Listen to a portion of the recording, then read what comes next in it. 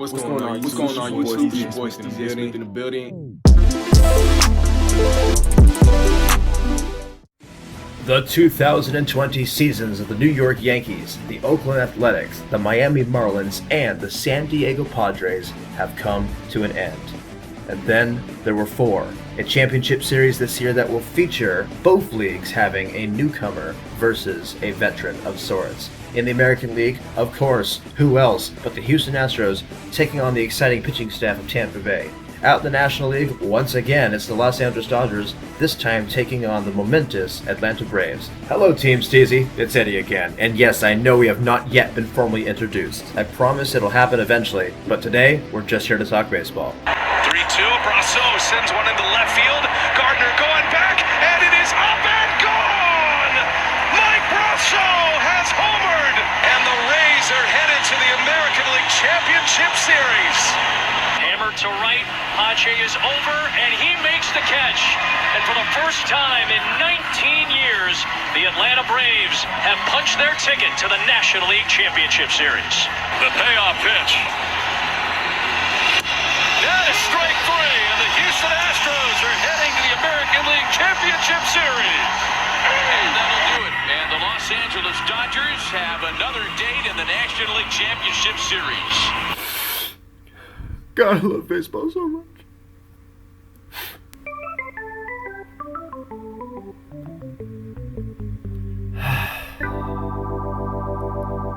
Okay. So, in the first video I did for TEAMSTEEZY, when I was doing the Division Series preview, I was making a really big fuss about the San Diego Padres versus the Los Angeles Dodgers series. I was like, this is the most important game, it's the most exciting, it's gonna be crazy, it's gonna be such a close game. Oh my gosh, I was so freaking wrong. The Dodgers swept the San Diego Padres like it was nothing, and now I just look like a chump. Anyway, let's talk about the Dodgers. A 12-3 win over San Diego in Game 3. That's nuts, man. Let's break down the scoring. We have an RBI from Mookie Betts. We have an RBI from Justin Turner. We have an RBI from A.J. Pollock. And we have 2 from Jock Pederson. We have 3 from Cody Bellinger. And we have 3 from Will Smith. Hold on, that's 11. I'm missing one. They scored so many points I can't even keep track. Last time we spoke, I remember expressing some concern about San Diego's pitching staff. In fact, I remember saying that in the previous round they had gone through way too many pitchers, way too fast.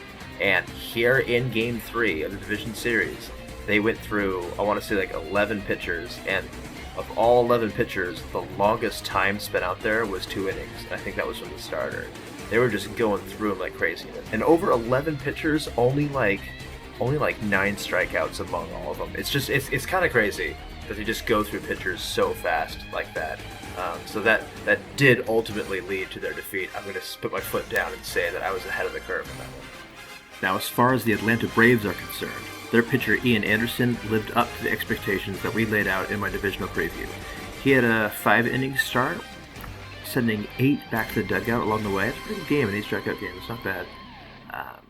But as far as offense is concerned for the Braves, actually, as far as offense is concerned for either team in that round, not that exciting. This just goes to show how important pitching is in baseball. And as we get more acquainted, you're going to hear me play the pitching card so many times.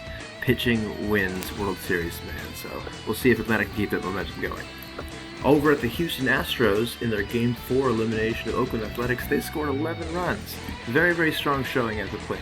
Jose Altuve got 2 RBIs, Michael Brantley got 3, Kyle Tucker got 1. The big showing came from Carlos Correa, who went 3 for 4, 5 RBIs on the day. And he drew a walk too, how about that? Game 5 between New York and Tampa Bay could have gone either way. It was a pitcher's duel throughout. Interesting enough, from the New York side, it was mainly a showing of Garrett Cole, and while Glasnow for Tampa Bay did fine, it really was the bullpen that really showed up. Ultimately, it was Tampa Bay Rays player Mike Brasso who hit the game-winning home run. We had audio of that a little bit earlier, but what I didn't play was his reaction. See, a lot of reporters after the victory kept baiting him, kept saying, oh, it must have felt great to get a home run against Chapman, to finally get even with him after he threw at your head. How did it feel to really rub it in his face? And this was his response. Like I said before, the revenge aspect is not a thought in my mind. We put that in the past and we moved on and we put it just straight to business. And we came here as a business trip, and we knew that we were probably going to see them this time of year, and you really can't script it any better. The battle that we've had all year with these guys to go to Game 5 and have such an unbelievably well played game, well executed. Like I said, you can't script it any better. What a homie. What a class act. I want to take a second just to say how much I love this answer. The press was really all over him. They're like, oh, come on, tell us. It must have felt good to get even with this guy. And he easily could have just agreed to be like, yeah, it does, not even in a mean way.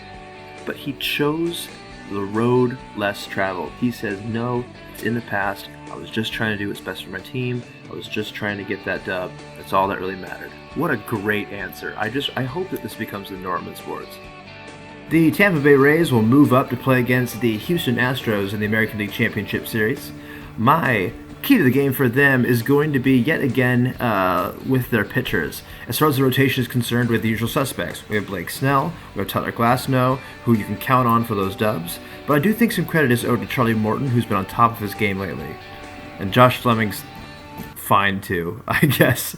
I also just want to sing the praises of the bullpen. I think there's a lot of potential in Diego Castillo, Ryan Thompson as well, and Nick Anderson actually has been doing a pretty good job. It's just a really nice mix of righties and lefties that kind of keeps batters guessing. It's just a really, really deep pitching staff, and I said this already, and I'm going to say it again, only for the purposes of driving home this point.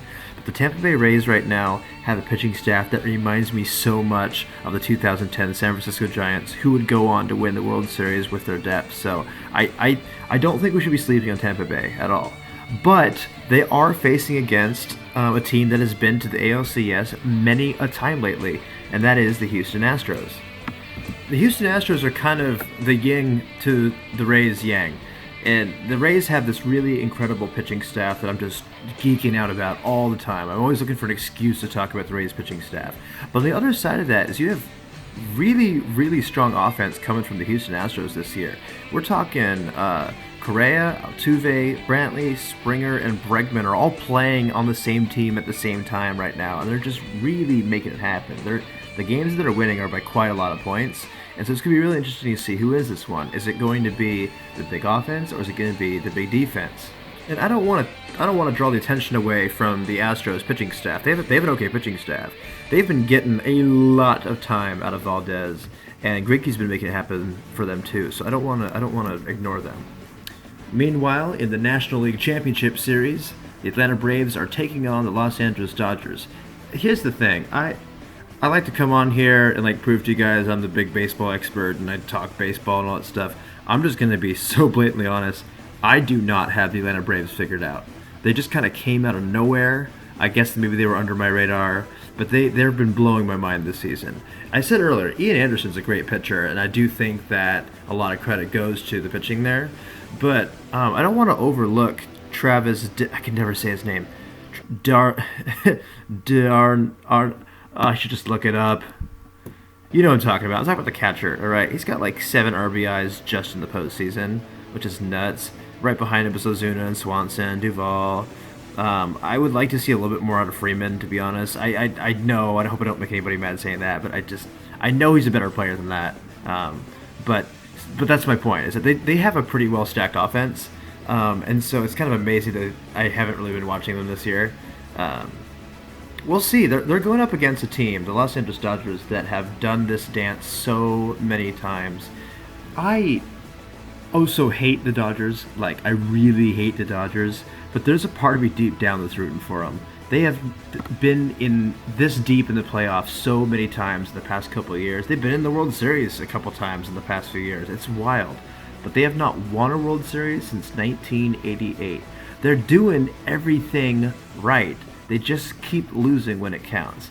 I said in the last video that I'm really counting on the talents of Clayton Kershaw now that he's found this mojo when it counts, this Clayton Kershaw 2.0 that really seems to be making things happen.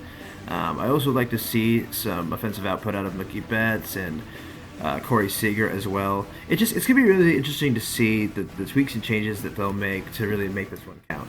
Let's hear your predictions down in the comment sections, and remember to follow us on social. Thanks again, Team Steezy, for having me, and I promise we'll make a video where you get to meet me formally at one point, hopefully in the near future. That's going to do it this time, folks. We'll see you in the next round.